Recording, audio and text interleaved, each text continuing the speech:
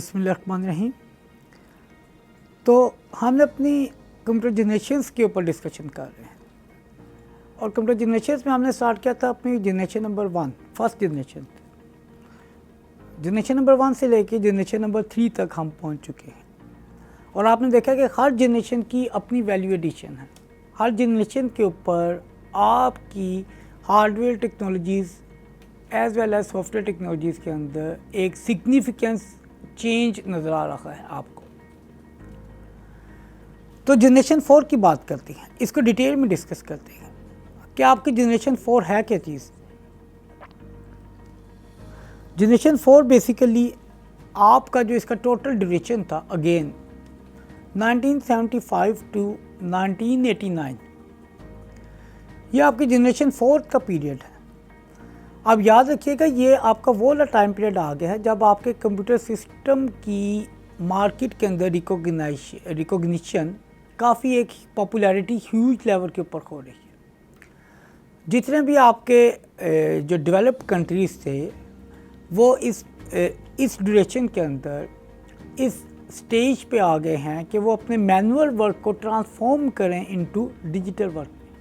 अगर हम US UK जो आपके एडवांस कंट्रीज़ हैं उनकी बात करें, इस ड्यूरेशन के अंदर वहाँ पे कंप्यूटर सिस्टम ने मार्केट को कैप्चर कर लिया हुआ था। क्यों?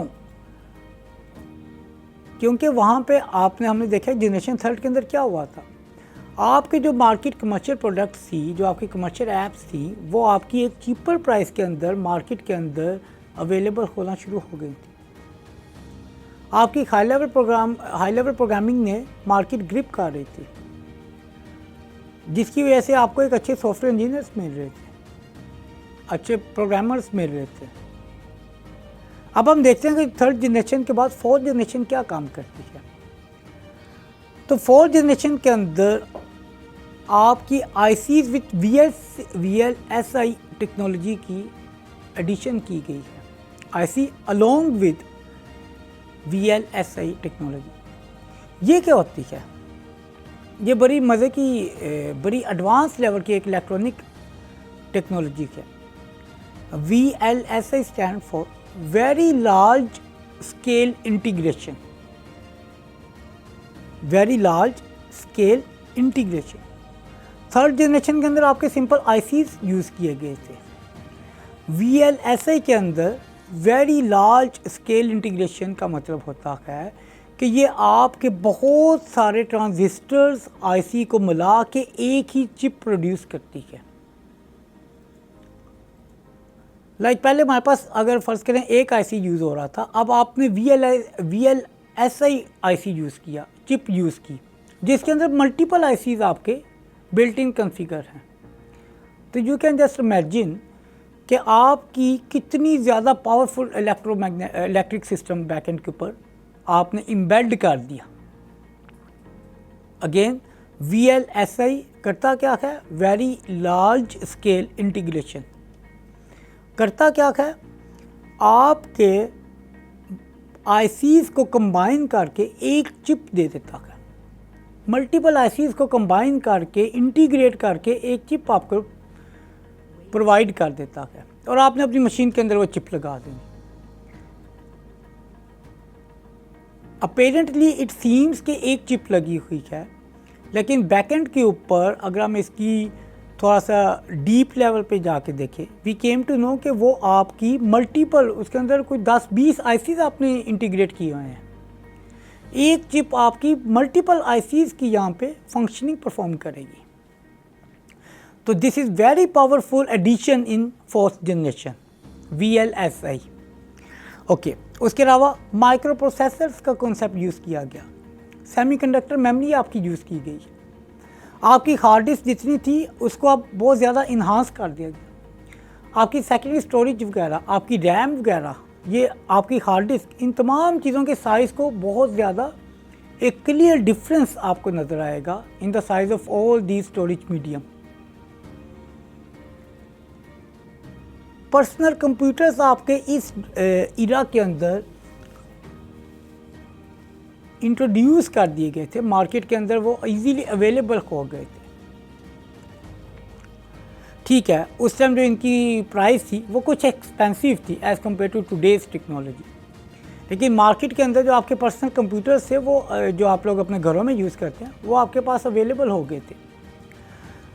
सुपर कंप्यूटर आपके based on parallel processing and symmetric multi processing technologies available थे। मल्टी प्रोसेसिंग टेक्नोलॉजीज जब पैरेलल प्रोसेसिंग का मतलब क्या होता है, it's a very simple and very advanced terminology. इससे मतलब आप इस तरह ले लें कि to do the job of to do multiple job at the same time, एक ही वक्त के अंदर आपने मल्टीपल जॉब परफॉर्म करनी है, मल्टीपल टास्क परफॉर्म करने हैं। This concept is called a multi processing concept, या पैरेलल प्रोसेसिंग करनी है। हमारी मशीन के अंदर इतनी कैपेबिलिटी होती है कि हम अपनी मशीन को खुद ही डिवाइड हमारी मशीन कर लेती है, और हर रिसोर्सेज आपके जो मेन रिसोर्सेज है उसको हम डिफरेंट सेगमेंट्स में डिवाइड करते हैं, और हर सेगमेंट आपका किसी ना किसी पर्टिकुलर जॉब को असाइन हो जाता है। ये बेसिकली आपका मल्टीटास्किंग या पैरेलल प्रोसेसिंग का कॉन्सेप्ट यूज़ किया जाता है। और इसके साथ ही जो फर्दर इन्हांसमेंट इस जनरेशन के अंदर की गई थी वो आपके कंप्यूटर नेटवर्क्स के ऊपर की गई थी। High speed internet computer networks आपके अवेलेबल हो गए थे। इंटरनेट के कॉन्सेप्ट बहुत ज़्यादा यहाँ पे आम हो गया था। अगेन अब हम देखते हैं कि उस टाइम के जो आपके वेल नोन मशीन थी वो कौन कौन सी थी। IBM PC and it's clone. IBM PC ने अगेन बहुत ज़्यादा मार्केट कैप्चर की हुई थी। Apple II आपका यहाँ पे इंट्रोड्यूस किया गया था। TRS-80 आपका इंट्रोड्यूस किया गया था। VAX 9000 आपका यहाँ पे अवेलेबल था। Cray 1, Cray 2, Cray X, ये तमाम वो मशीन्स हैं जो कि 4th जनरेशन के अंदर आपकी यूज़ हुई थी। अगर हम इनकी सॉफ्टवेयर टेक्नोलॉजीज़ और उनके फीचर्स देखें तो GUI का फीचर आपका यहाँ पे आ गया था। इससे पहले आप जितना भी काम करते थे वो आप अपना कमांड बेस्ड ऑपरेटिंग सिस्टम के ऊपर काम करते थे। Operating system with GUI interface आपका यहाँ पे इंट्रोड्यूस कर दिया गया था।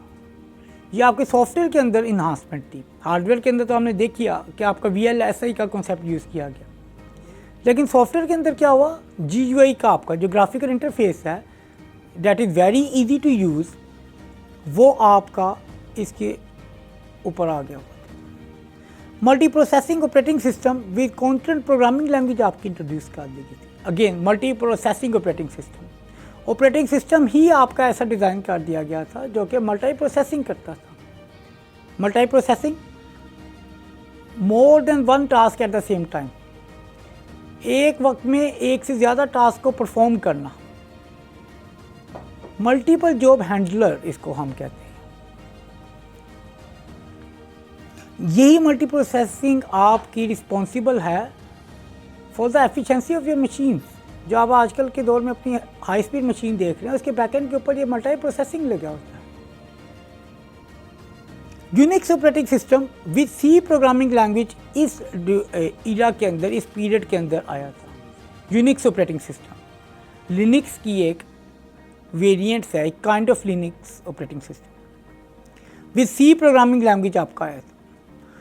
ऊप के कॉन्सेप्ट जो हम ऑब्जेक्ट ओरिएंटेड प्रोग्रामिंग करते हैं वो यहाँ पे इस ड्यूरेशन के अंदर इंट्रोड्यूस किए गए थे। ऊप के कॉन्सेप्ट क्या उनकी डिज़ाइनिंग थी, प्रोग्रामिंग क्या होती है ऊप के, इनहेरिटेंस क्या होता है, मल्टी थ्रेडिंग क्या होता है, ये तमाम किस्म के कॉन्सेप्ट आपके इस ड्यूरेशन के अंदर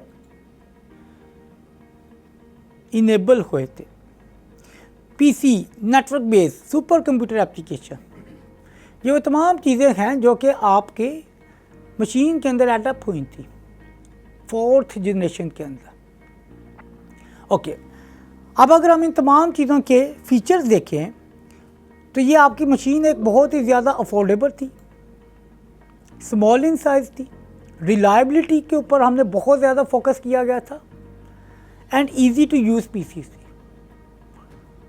अब ये जो इनकी आपकी एक्टिविटी थी वो बहुत सिंपल, एक आम सा ऑपरेटर भी आपकी कंप्यूटर मशीन को यूज़ कर रहा था। More powerful and reliable main frame systems and super computers आपके एम्बेड किए गए थे। टोटल जनरल पर्पस मशीन आपकी आ गई थी जो कि हर किस्म की आपकी टास्क की कंपाइलेशन की प्रोसेसिंग के लिए यूज़ किए जाते थे। शुरू की जो आपकी मशीन थी वो सिर्फ अरिथमेटिक ऑपरेशन तक लिमिटेड थे, लेकिन अब आपकी मशीन जनरल पर्पस मशीन आ गई थी कि you can perform any type of operation in these machines.